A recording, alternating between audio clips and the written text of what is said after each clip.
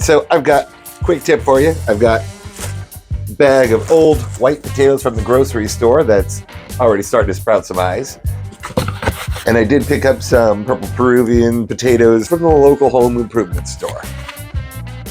These are our actual seed potatoes that we bought, the purple Peruvians, and anywhere there's multiple eyes that are starting to sprout, we can cut these potatoes so that you have an eye on each half, giving us multiple potato plants.